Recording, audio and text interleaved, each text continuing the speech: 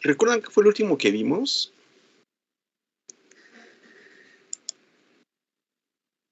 A ver, vamos a...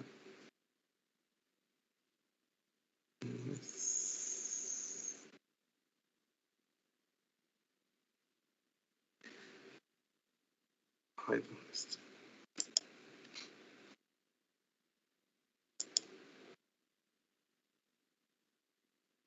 Vimos lo de lote alimentado, profe. ¿Ya lo habíamos terminado? Sí, nos dio los ejemplos para las simulaciones en MATLAB. No, en matemática, perdón. Ah, bien, entonces vamos por el cultivo continuo. Déjenme ver.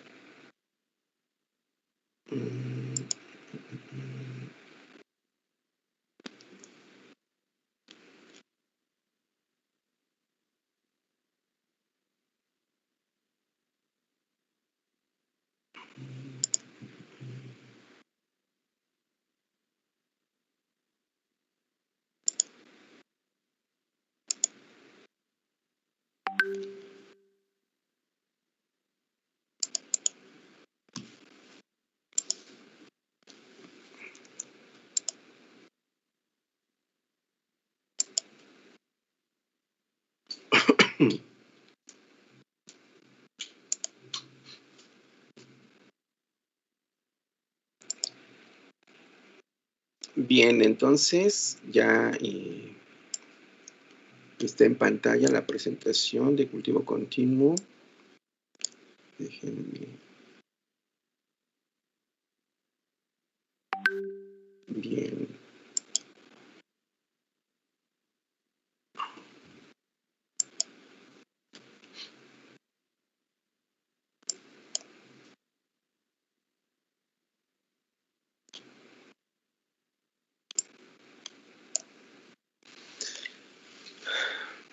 Muy bien, entonces vamos a ver lo relacionado con el cultivo continuo. Aquí igual tenemos las variables importantes que tenemos que considerar: volumen de operación, concentración de biomasa, de sustrato y de producto. Aquí está el balance general, que todo lo que se acumula en el reactor pues es igual a lo que entra menos lo que sale, más lo que se genera y menos lo que se consume.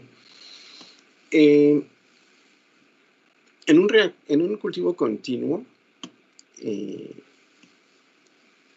se caracteriza porque en él el flujo de alimentación de medio estéril es igual al flujo de salida, de tal manera que el volumen de operación se mantiene constante, ¿no? También para empezar un cultivo continuo es recomendable iniciarlo justo después de que se ha llevado a cabo un cultivo en lote, en todo el volumen de operación del reactor. Si recuerdan, habíamos dicho también que para el lote alimentado es recomendable pues antes llevar a cabo un cultivo por lote. Y la razón de ello es porque nosotros lo que queremos al iniciar un cultivo continuo es una alta concentración de células y que además estén creciendo de forma vigorosa, cosa que tenemos cuando hay crecimiento exponencial en el cultivo en lote.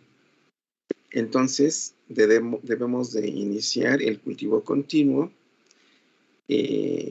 digamos que cuando está por terminar la fase de crecimiento exponencial en el cultivo en lote, para que de esta manera pues tengamos muchas células al inicio de un cultivo continuo y estén ya sea aún creciendo a su velocidad específica máxima de crecimiento. Bueno, entonces, les digo, es una premisa importante mantener el volumen de operación constante, lo cual se logra cuando el flujo de alimentación es igual al flujo de salida. Eso implica que tengamos bombas dosificadoras bastante precisas, ¿verdad?, para poder mantener una igualdad entre estos flujos, que sean los mismos para que el volumen de operación se mantenga constante. Bien, entonces continuamos. Antes de ver el balance de masa de el sustrato y el producto, nos vamos a detener un momento en el balance de masa de la biomasa, porque es en donde se introduce un término importante en este tipo de cultivo, que es la velocidad de dilución. La velocidad de dilución. Entonces, veamos. Vean, la acumulación de biomasa en el reactor, pues es igual al volumen de operación y también por el cambio de la concentración de células con respecto al tiempo. Entonces, ese término de acumulación, pues es igual a lo que entra de biomasa, que aquí lo estoy representando por F0x0, ¿sí? El flujo 0 es este, pero aquí la concentración de células es 0, ¿sí? Entonces, esta X0 es igual a 0. Y tenemos el término de salida de biomasa, que es igual a el flujo por la concentración de biomasa en la salida, ¿no? Aquí se supone que tenemos un mezclado perfecto, de tal manera que la concentración de células a la salida del reactor es igual a la concentración de células que tenemos en él. Por tanto, la salida de la biomasa es igual a menos F por X, ¿no? F es el flujo y X es la concentración celular. Y la generación de células en este volumen de operación, pues es igual a ese volumen de operación por la velocidad específica de crecimiento y por la concentración celular.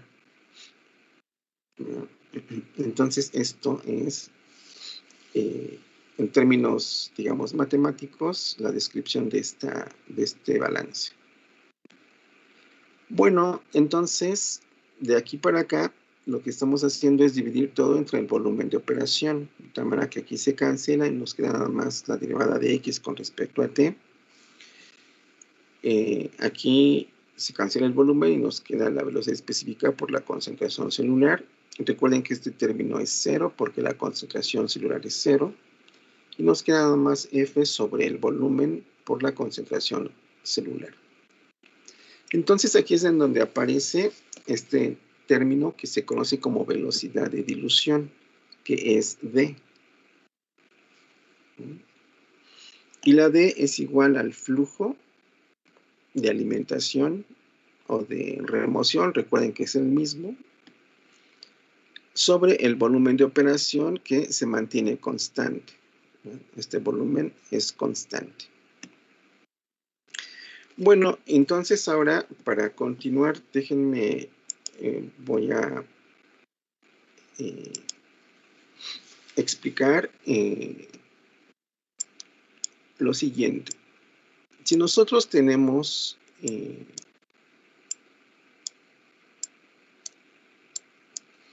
una gráfica de concentración celular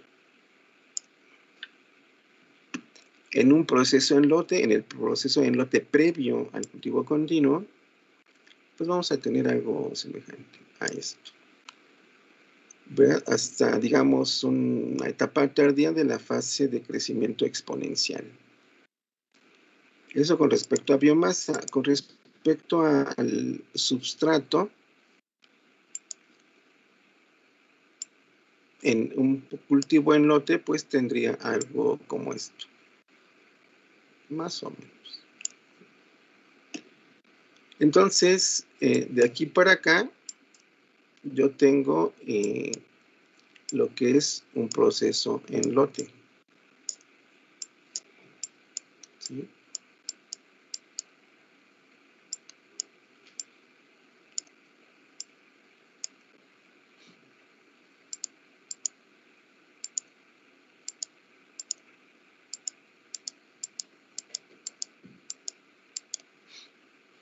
De aquí para acá va a iniciar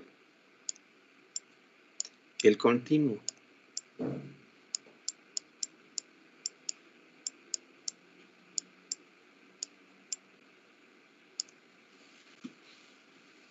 Ahora, para que inicie el proceso continuo, basta con que yo prenda ambas bombas. ¿Sí? En el momento en que yo prendo ambas bombas, ¿sí? Las pongo en on. Bueno, ven que on es que está encendida la bomba. Empieza a ver la alimentación y la remoción de calor de cultivo. Sin embargo, eso no quiere decir que yo ya tengo un cultivo continuo en estado estacionario. Es decir, al momento de empezar el cultivo continuo, si este color nos representa el substrato, puede que yo aquí tenga algunas variaciones, ¿no? Y después de un tiempo ya tengo una concentración de substrato constante con respecto al tiempo. Aquí me falta poner el tiempo. ¿No? Vean que en esta situación yo tengo que la derivada de la concentración de sustrato con respecto al tiempo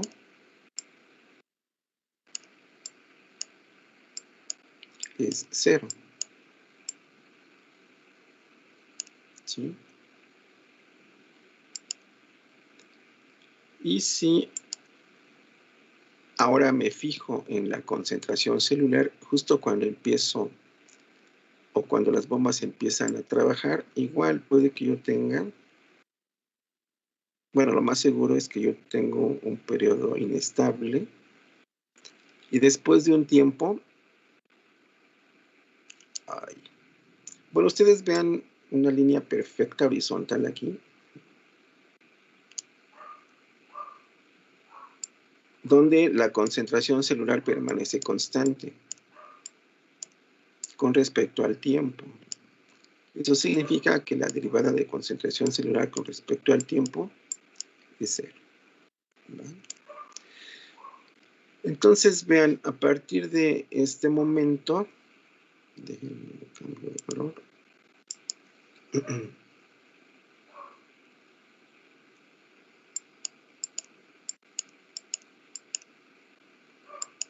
Bueno, aquí me falló, era, bueno, déjenme borro eso porque no está. Porque puede que yo obtenga un estado estacionario para concentración celular, pero no para substrato. Entonces, ya para asegurar que tengo ambos, dibujo aquí así. ¿Sí?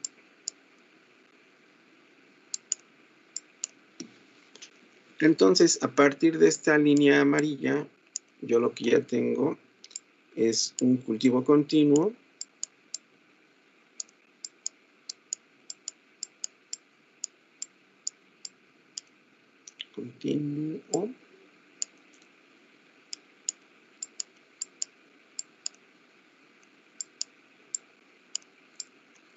en estado estacionario.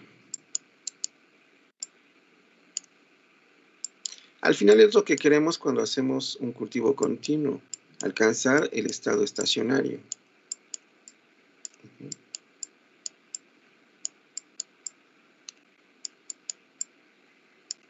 ¿Sí? Bueno, entonces, vean que ya en estado estacionario, lo que yo tengo es que la derivada de x con respecto a t es 0. Y es lo que yo tengo acá. Entonces, en estado estacionario, de x en dt es igual a 0. ¿Sí? Y por lo tanto, vean, alcanzo esta situación en que la velocidad específica de crecimiento del microorganismo es igual a la velocidad de dilución. Y si la velocidad de dilución es igual al flujo entre el volumen, y si el volumen es constante, ¿no? Entonces vean cómo nosotros podemos manipular la velocidad específica de crecimiento mediante el flujo de alimentación. ¿Ven? O sea, yo estoy alimentando medio de cultivo nuevo, estéril, y depende de ese flujo, yo voy a poder manipular la velocidad específica de crecimiento del microorganismo. Bueno, hasta aquí hay alguna pregunta. A ver, déjenme ver cuántos alumnos hay. 26. Bueno, le pregunto a Ángel Pacheco Pérez si no tiene alguna pregunta de lo que he dicho o algún comentario, ¿no? Ángel, ¿estás con nosotros?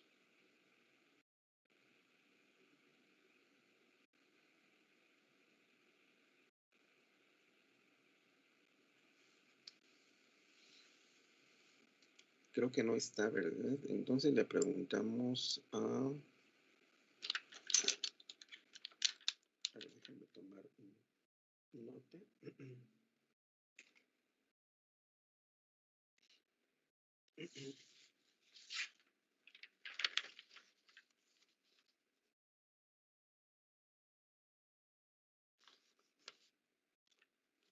Profe, yo tengo una duda.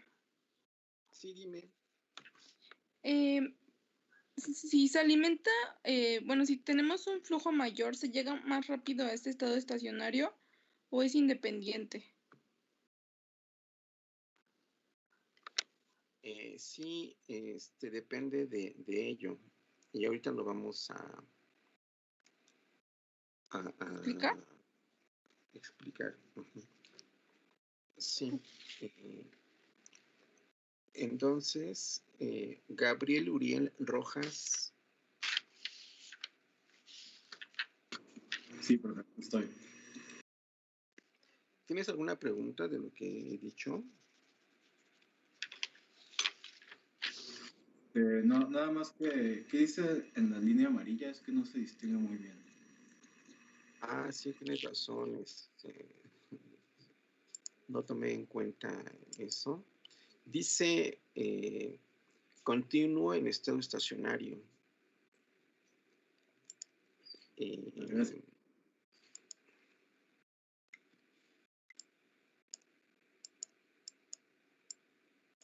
Bueno, dice Edo y acá estacionario, ¿no? Les digo, lo que pretendemos cuando hacemos un cultivo continuo es alcanzar justamente el estado estacionario.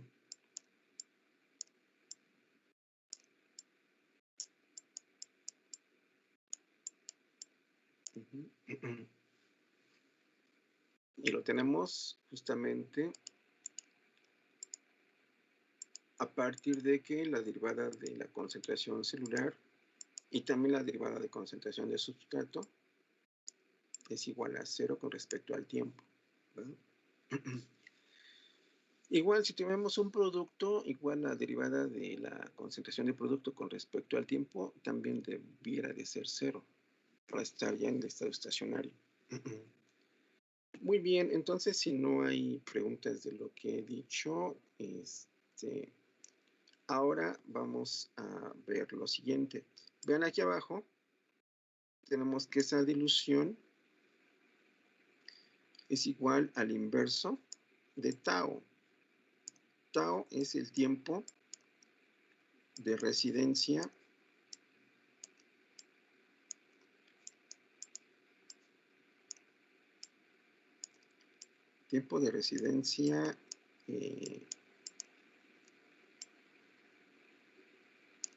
hidráulico, ¿no? O de residencia hidráulica, creo que es mejor, ¿no? Tiempo de residencia hidráulica.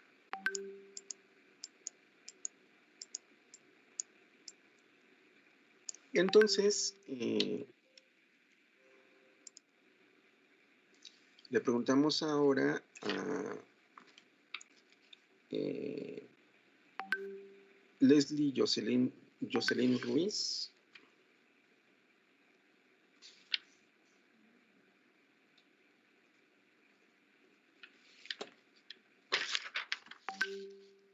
Lo siguiente, si nos puedes recordar qué es ese tiempo de residencia hidráulica. No, creo que es tiempo de residencia hidráulico, ¿eh? No es hidráulico. Leslie Jocelyn, ¿estás con nosotros?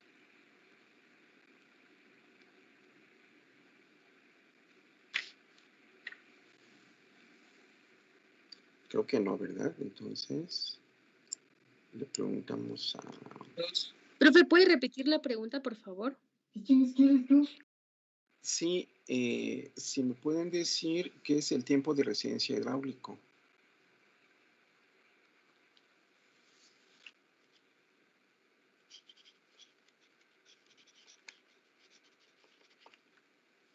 Bueno, alguien del grupo que nos recuerde ese concepto. Profe, ¿Sí? me parece que es el tiempo que permanece el líquido en el recipiente, bueno, en el bioreactor. El tiempo en el que permanece el líquido en el bioreactor. ¿No es bueno, el tiempo pues, que se demora en salir? el tiempo que ¿Así? se demora en salir. Bueno, pues, miren, en un cultivo continuo, como su nombre lo indica, continuamente está entrando y saliendo líquido. Entonces, ¿Sería el tiempo en el que se renueva todo el volumen? muy bien, ¿verdad? Vean que siempre estamos metiendo y sacando líquido. Entonces,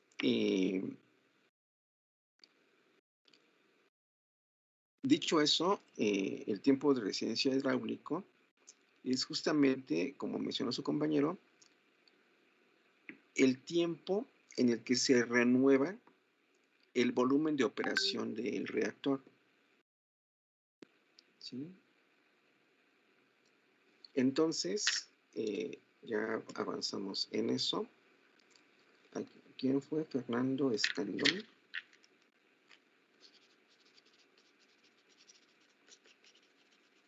Sí, profe. Muy bien, entonces, vean, ya tenemos ese concepto, ¿no? El tiempo en el que se renueva por completo el volumen de operación. Ahora, vean, si ya tenemos la descripción del tiempo de residencia hidráulico, es decir, lo que significa físicamente. Ahora, ¿cómo podemos expresar el significado físico de la velocidad de dilución? Y para ayudarnos un poco, vamos a poner aquí unos números. Recuerden que, o más bien, más que recuerden, si nosotros estamos cultivando un microorganismo en un cultivo continuo, y recuerden que en estado estacionario esa velocidad de crecimiento es igual a la velocidad de dilución, y si fuera igual a 0.1 horas a la menos 1, Entonces, ¿cuál sería el tiempo de resistencia hidráulico correspondiente? ¿Alguien me puede decir, por favor? 1 sobre 0.1. Serían 10 horas.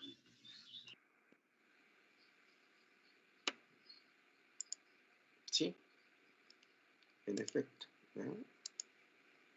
Entonces, el tiempo de resistencia eólico son 10 horas. Es decir, en 10 horas se está renovando el volumen de operación del reactor. ¿No? Y vamos a ponerle número. Que el volumen de operación del reactor sea igual a, por ejemplo, pues 10 litros, vamos a ponerlo. Entonces, ¿cuál es el flujo?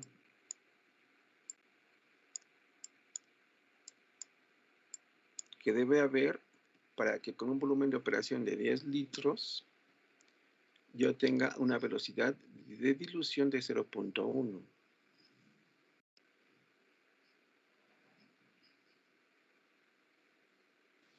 Sería 1 litro por hora. Muy bien, 1 litro por hora.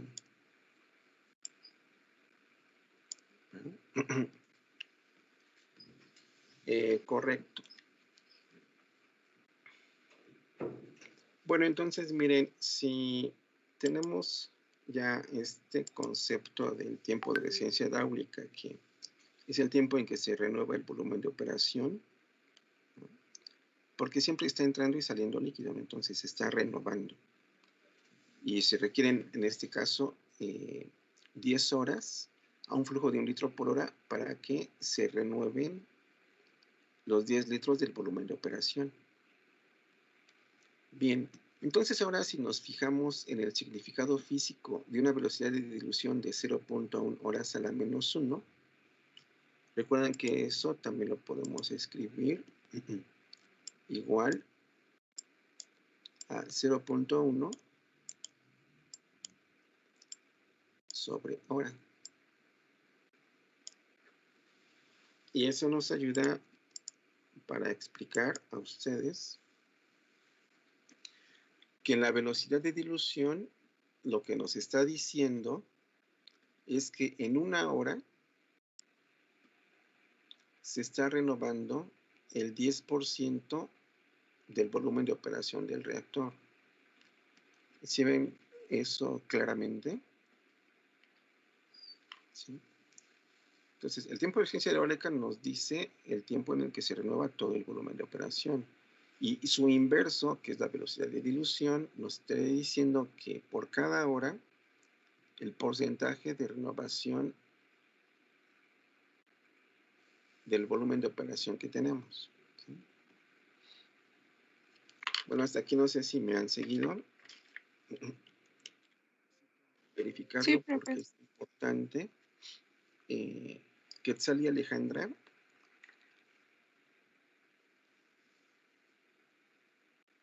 Quetzal y Alejandra Hernández. No sé si tienes alguna pregunta de lo que he dicho o o no, o todo es claro.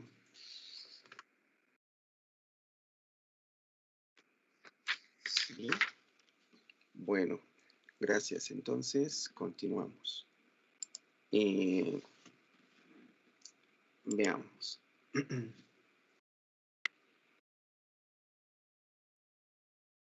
Bueno. Vean, lo que nosotros queremos siempre cuando cultivamos microorganismos, pues es que estos crezcan a máxima velocidad, a una velocidad específica de crecimiento máximo, ¿no? Y ya mencionamos que podemos nosotros manipular la velocidad específica de crecimiento mediante el flujo. Esto significa que si yo aumento el flujo, ¿no?,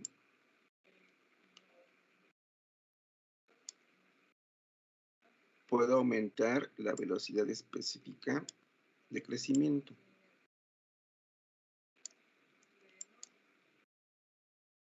Pero, ¿hay un límite para eso o no?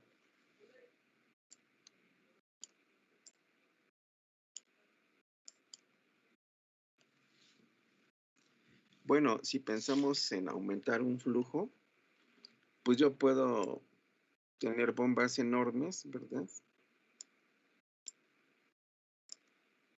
para aumentar el flujo, pues, en la magnitud que yo quiera, ¿no? O sea que en cuanto al flujo, en términos prácticos, diríamos que no hay límites.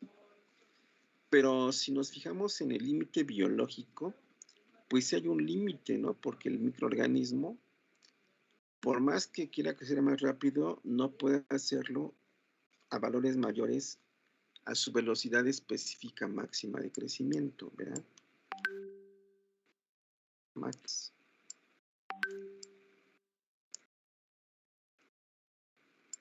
Entonces, vamos a pensar en un microorganismo que tenga una velocidad específica máxima de crecimiento de 0.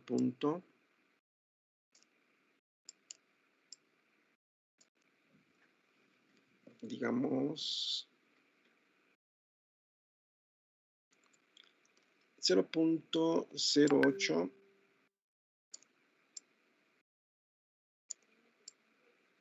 horas a la menos 1.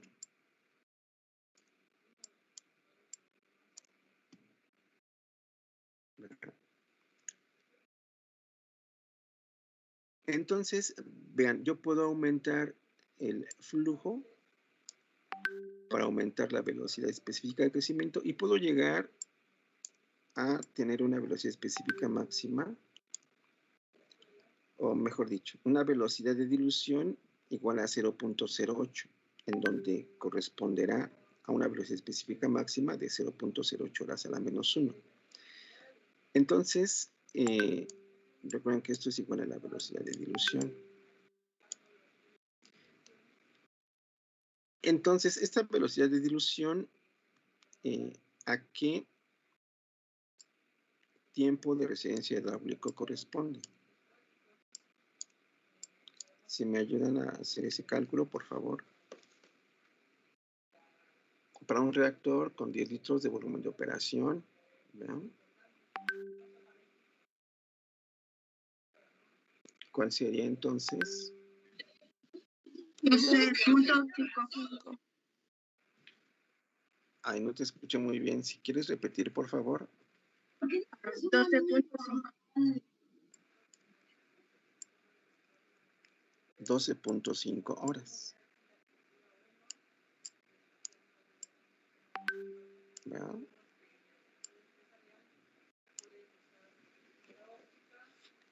Entonces, comparemos este valor de 12.5 horas contra este valor de 10 horas.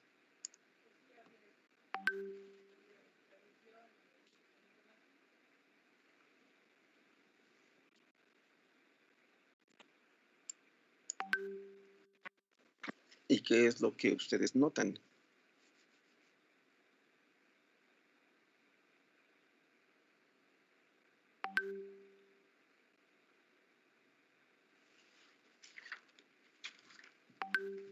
A ver, déjenme ver. Son... Al disminuir la velocidad, aumenta el tiempo de residencia. Sí, aumenta el tiempo de residencia hidráulico. Es decir, que el líquido, ¿verdad?, se va a renovar en 12 horas. En 12.5 horas. ¿verdad?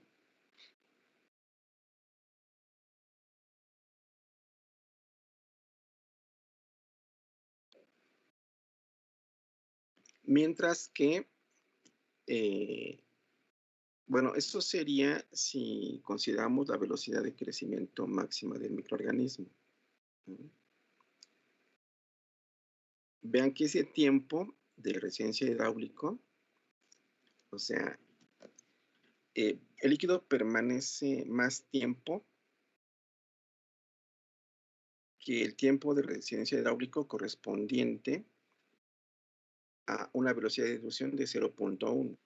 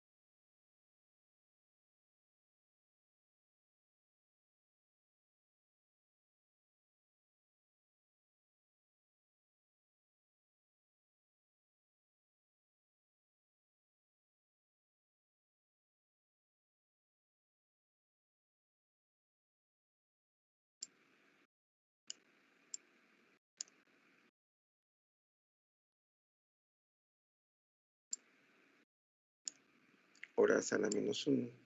¿No?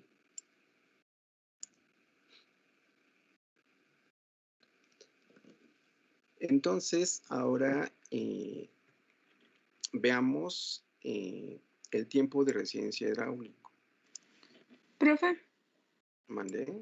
¿se está considerando el mismo volumen de 10 litros? Sí. Ok, gracias. Uh-huh.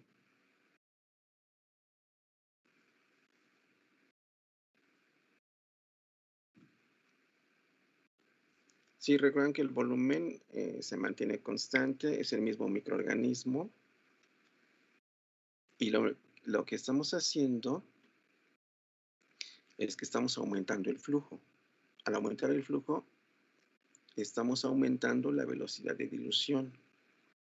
Y entonces, con esa velocidad de dilución, ¿cuál es el nuevo tiempo de resistencia hidráulico? 6.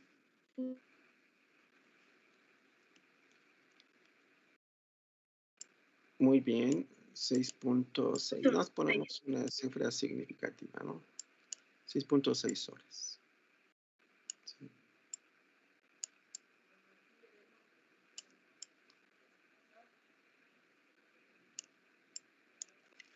.6 horas. Ahora comparemos este tiempo de resistencia hidráulico que corresponde a una velocidad de dilución de 0.15 con este tiempo de resistencia hidráulico. ¿Sí? Y este tiempo de resistencia hidráulico corresponde a una velocidad de dilución de 0.08, que es justo la máxima velocidad de crecimiento de ese microorganismo, ¿no? Entonces ahora noten que el microorganismo, cuando crece a máxima velocidad, necesitaría un tiempo de resistencia hidráulico de 12.5 horas. Pero ahora el tiempo de resistencia hidráulico pues es prácticamente la mitad a eso, ¿no? ¿Esto qué significa? Pues que estamos renovando el volumen de operación del reactor más rápidamente de lo que él puede crecer, ¿sí? O sea, lo que él más da son 12.5 horas. Pero pues estamos bajando a la mitad prácticamente la renovación del volumen de líquido en el reactor. Entonces esto nos lleva a una situación que técnicamente se conoce como el lavado del reactor. ¿Qué significa? Que como estamos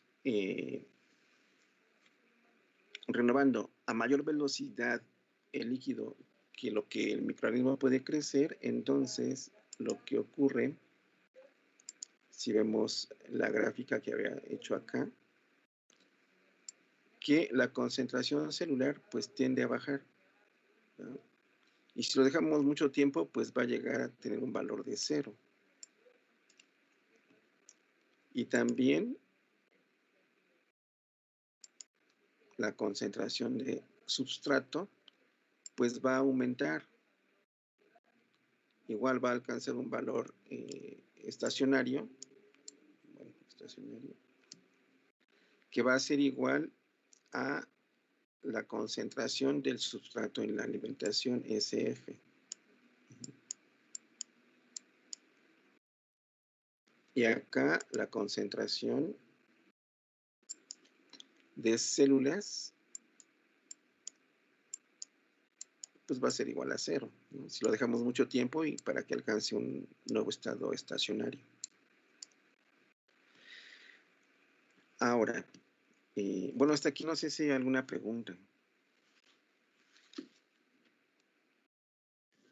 No, profe, gracias. Yo sí. Sí, ¿les escucho? Soporte, después del continuo, ahí en la gráfica, ¿eso corresponde al lavado? Sí, lo que puse, a ver, voy a marcar, no sé cómo está lleno de cosas ya. Pero ya estoy dibujando una línea. Entonces, a partir de esa línea que acabo de dibujar, a ver, la hago más para acá abajo. Ay, perdón. Entonces, a partir de aquí, tenemos esa situación de lavado, ¿sí?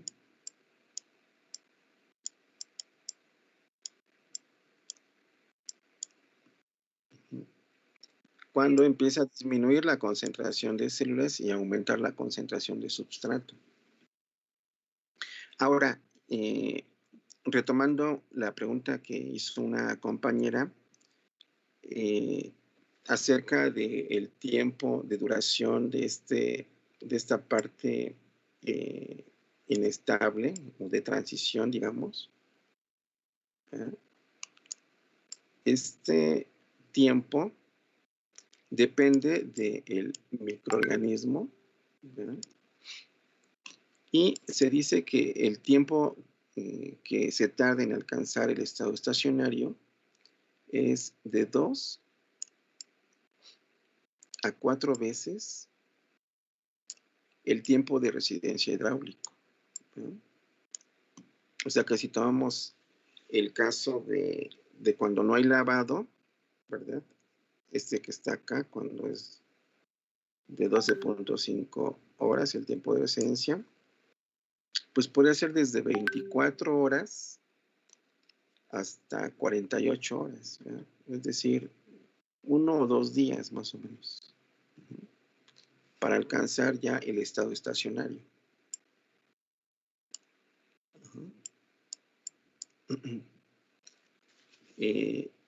Bueno, no sé si te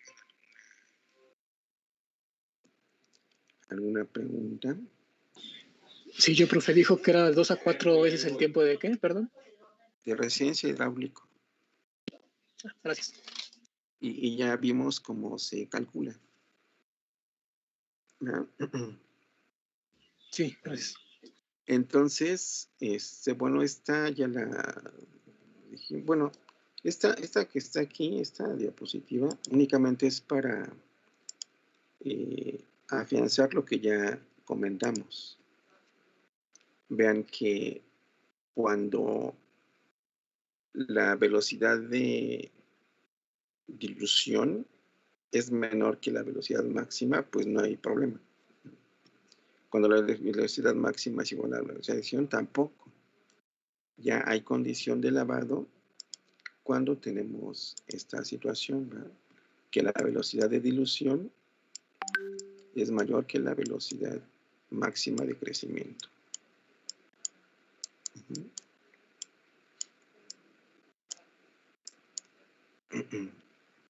Entonces, para eso sirve esta diapositiva. Y bueno, aquí se ven las principales características del cultivo continuo, ¿verdad? Porque podemos controlar la velocidad específica de crecimiento manipulando el flujo de alimentación de medio de cultivo, que tiene que ser igual al flujo de remoción para que el volumen de operación se mantenga constante. Y este cultivo pues también sirve para conocer o para investigar el efecto de varios cambios que podemos hacer. Podemos cambiar temperatura, de pH, incluso la composición del medio de cultivo. ¿Verdad? Una vez teniendo el cultivo en estado estacionario, hacemos los cambios, va a haber un estado de transición, después del cual se espera que se recupere el estado estacionario, en donde ya podemos tomar datos para hacer pues cálculos de las constantes cinéticas, por ejemplo. Y entonces este tipo de cultivo es el que nos da una mayor productividad porque, pues imagínense, si ya tenemos el estado estacionario, siempre vamos a estar teniendo la misma concentración de producto a la salida del reactor. Y eso habla de que se tiene un producto de mucha mejor calidad, ¿verdad? Aunque claro, también esto tiene sus limitantes, ¿verdad? Los microorganismos no pueden crecer a una velocidad misma por mucho tiempo. De tal manera que los cultivos, pues, en estado estacionario, se pueden mantener, digamos, 1 mes, 2 meses, máximo 3 meses, pero después de ahí como que ya las células se empiezan a agotar o algo les ocurre, que ya van bajando la concentración de producto que se obtiene a partir de ellas. Bueno. Y más cuando trabajamos con microorganismos modificados genéticamente, porque recuerden que luego nosotros metemos genes, o más bien dicho, plásmidos, donde van los genes que hacen que sea una cepa hiperproductora. Entonces, ahí igual, si los mantenemos a los microorganismos creciendo siempre a la misma velocidad, pues hay lo que se llama degeneración genética, donde los microorganismos, después de un buen tiempo, van perdiendo esos plásmidos. Y entonces la productividad baja y ya no es recomendable mantenerlos en un cultivo continuo. ¿Verdad? Pero mientras se mantenga la cepa en buenas condiciones, pues sí tenemos que se puede alcanzar una mayor productividad con este tipo de cultivo.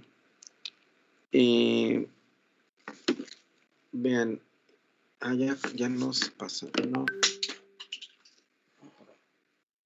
Otra vez me estoy confundiendo. Pienso que se acaba la clase a las 6:30, pero no, acaba a las 7. Entonces todavía hay un buen tiempo. Miren, aquí tenemos los balances de masa, de la biomasa, substrato y producto. Y todos ellos elaborados a partir del balance general. Pues ya dijimos que la biomasa se forma con el volumen de operación, considera el volumen de operación y cómo cambia la concentración celular con respecto al tiempo. Tenemos la entrada de células donde X es 0, la salida de células, F por X, y este es el término de formación o generación de biomasa. Entonces, una vez simplificando esto y dividiendo entre el volumen, tenemos que la expresión que nos da el crecimiento celular es este modelo matemático. ¿no? Y vean, este modelo es semejante al de formación de producto. ¿no? Y si hay una cierta diferencia con respecto al consumo de substrato. ¿no? Entonces, igual, esos modelos matemáticos, igual se pueden combinar con las ecuaciones cinéticas que ya hemos visto y que son las mismas tanto para cultivo lote alimentado y continuo. Lo único que cambian son las ecuaciones de balance para el cultivo continuo. Igual se pueden hacer los algoritmos matemáticos para hacer simulaciones. Algo importante que ver es justamente del balance de substrato. Esta ecuación ya estaba en la diapositiva anterior. Y a partir de ciertas consideraciones, podemos nosotros llegar a una ecuación que nos sirve para conocer cuál es la concentración celular que se alcanza en el estado estacionario. ¿no? Entonces vean cómo es interesante que en esta ecuación no tenemos a la velocidad de dilución. Únicamente para conocer esa concentración necesitamos el rendimiento celular con base en substrato. Y bueno, aquí me equivoqué. Aquí es, en vez de ser 0, tiene que ser la F, porque es la concentración. Sí. ¿Sí? ¿Ya no me están oyendo? Sí se oye. Sí, profe, sí se oye. Ah, bueno, entonces,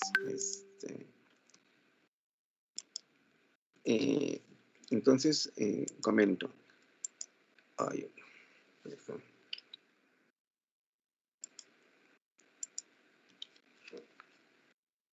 Que para conocer la concentración celular en estado estacionario, con el coeficiente de rendimiento celular con base en substrato y la concentración en la alimentación, SF debe ser aquí. SF. Esta S es la concentración del substrato a la salida. ¿verdad? Entonces, les digo, es interesante que en esta ecuación no esté la velocidad de dilución. Sin embargo, para conocer esta concentración de substrato a la salida, esta de acá, pues lo hacemos a través de esta ecuación que se obtiene a través de la ecuación de Monod, en donde vean cómo aquí ya está la velocidad de dilución, ¿no? Y las constantes cinéticas Ks y μmax. Entonces, con esta ecuación calculamos la concentración de substrato y con esta, en donde esta concentración de substrato pues, se obtuvo usando la velocidad de dilución, y es así como podemos conocer tanto la concentración de substrato como la concentración de biomasa, ¿no? En condiciones de estado estacionario. Muy bien, entonces, vean, ya prácticamente con esto terminamos. Nos faltaría hacer de algunas consideraciones adicionales, pero lo que quiero ustedes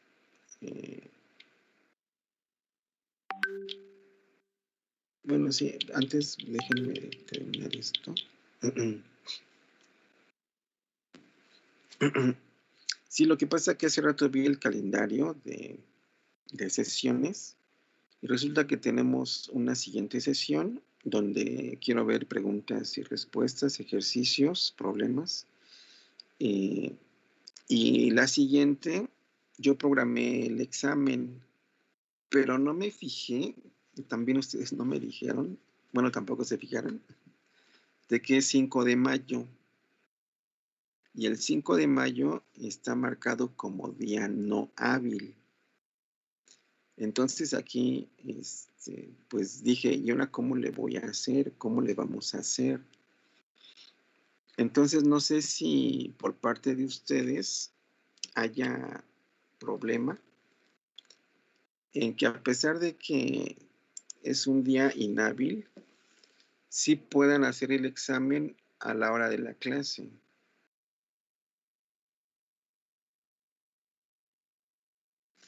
O lo abro un día antes o un día después para que ustedes lo hagan.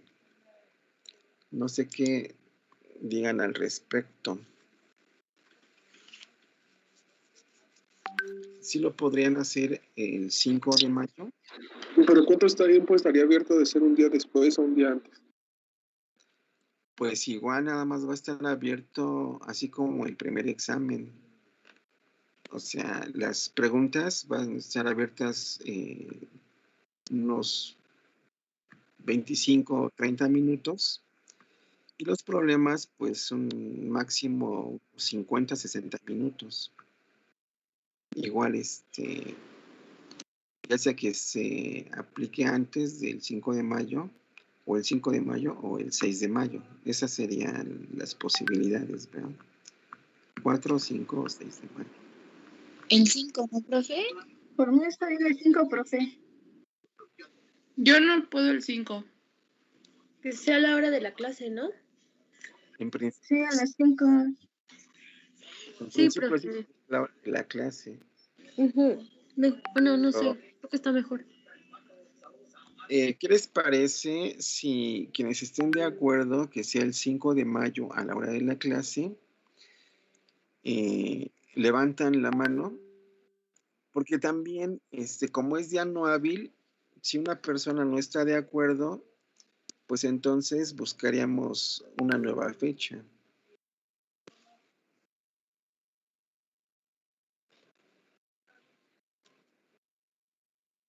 Pues van 10 alumnos de 25.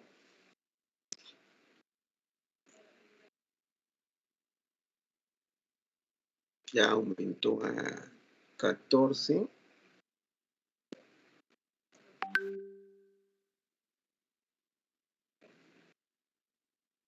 Ya han aumentado a 18. Y es que sí, yo no me fijé que ese día no hay clases. Profe, pero, bueno, no sé, según tengo entendido, las evaluaciones empiezan de esta semana que viene a la otra, ¿no?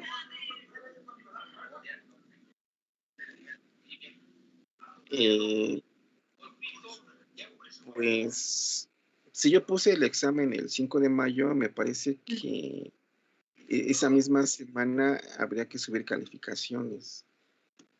Ok, ya. Igual si Está bien. es esa misma semana y si el examen se hace el 6, pues yo sí tendré que evaluar rápidamente y aquí en Teams igual les pondré sus calificaciones para que ustedes sepan cuáles antes de que yo las suba al SAES. Y antes de que yo las cierre en el SAES, esperaría a que ustedes me dijeran si ya tienen el conocimiento de su calificación y si ya están de acuerdo en eso, ¿no? Tengo 18 alumnos, 19. El 6 tenemos Mal. otras clases, profe. Ah, tienen razón, pues sí, debe ser eso. Entonces, pues sí tengo un cierto problema en eso, ¿verdad? Y todo por no fijarme. Pero vamos a buscar una solución. Ya tengo 20 alumnos.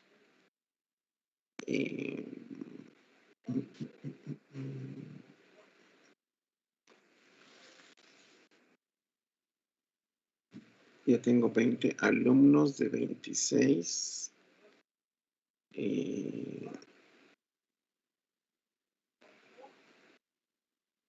Entonces, creo que ya ahí se quedó esto. Entonces, ¿qué me recomiendan? ¿Qué hago? Pues la fecha está del 13 al 17 para subir calificaciones, profe.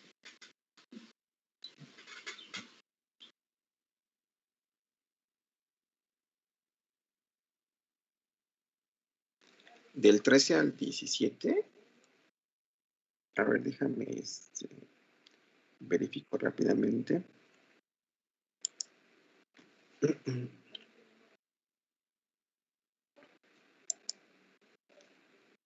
Sí,